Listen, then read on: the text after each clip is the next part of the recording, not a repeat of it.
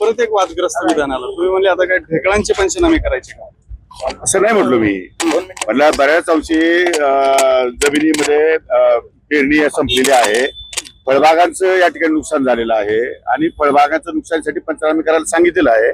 काही ठिकाणी कांद्यांची लागवड आहे तर कांद्याचं नुकसान शेतामध्ये झालं आहे, पण बऱ्याच ठिकाणी या ठिकाणी शेतीमध्ये माल कमी आहे.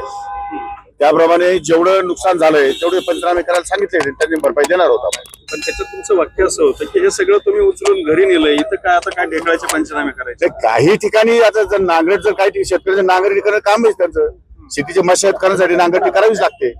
परंतु ज्या जमिनीमध्ये पेरणी करायची आहे, पेरणीला आता सोयाबीन शिल्लक आहे का? आता कपास शिल्लक आहे का? सोयाबीन नाही, कपास नाही. त्यामुळे मेजॉरिटी फळबागा उभ्या आहेत आणि फळबागाचं नुकसान झालेलं आहे. पण हा शब्द खटकतो ना.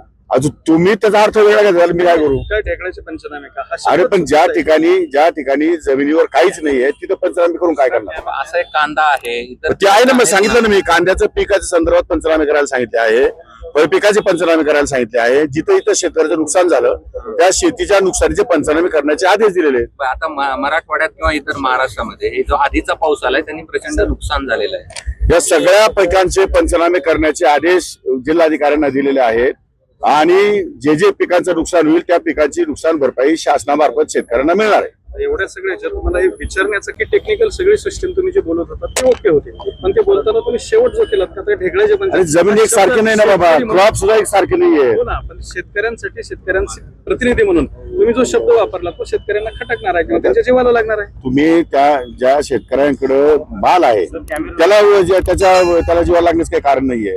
ज्या शेतकऱ्यांच्या शेतामध्येच माल नाहीये त्याची पंचनामे कशी करायची? तुम्ही सांगा मला, पंचनामे कशी करायचे? पण नाही करतायत.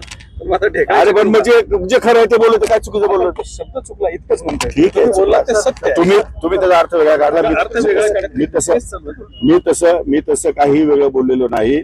जे सत्य आहे तेच बोललोय की जिथे इथं नुकसान झालंय शेतकऱ्यांचं त्यांचे पंचनामे करून त्यांना नुकसान भरपाई देण्याची शासनाने या ठिकाणी मोहीम घेतलेली आहे. आता हे जे वाक्य होतं तुमचं हे सलग दुसरं वक्तव्य होतं, त्याच्यामुळे पाठीमागे तुम्ही बोललात आता हे सगळं केलं तुम्ही लग्न येऊ करता कर्जमाफी त्यासाठी हवी आहे का?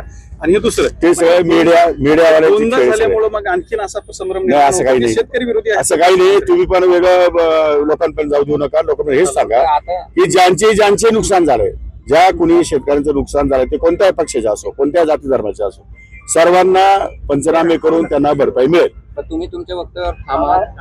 कुठला वक्तव्य? तुम्ही ढेकळाच्या पंचनाम्याच्या बाबतीत. अरे मी तसं बोललोच नाही. मी म्हटलं ज्या पिकांचे नुकसानी झालेले आहेत त्यांचे पंचनामे करण्याचे आदेश दिलेले आहेत. आता एक शेतकरी असा आहे की त्याच्या कांद्याच्या चाळी, एक मिनिट थांबा, उघडबड नका करू. एक शेतकरी आहे त्याच्या कांद्याच्या चाळीवरती वीज पडलेली आणि त्याचं मोठं नुकसान झालेलं आहे, तर त्या शेतकऱ्याला त्याचाही पंचनामा होईल आणि त्या संदर्भात नुकसान भरपाईचा विचार 100%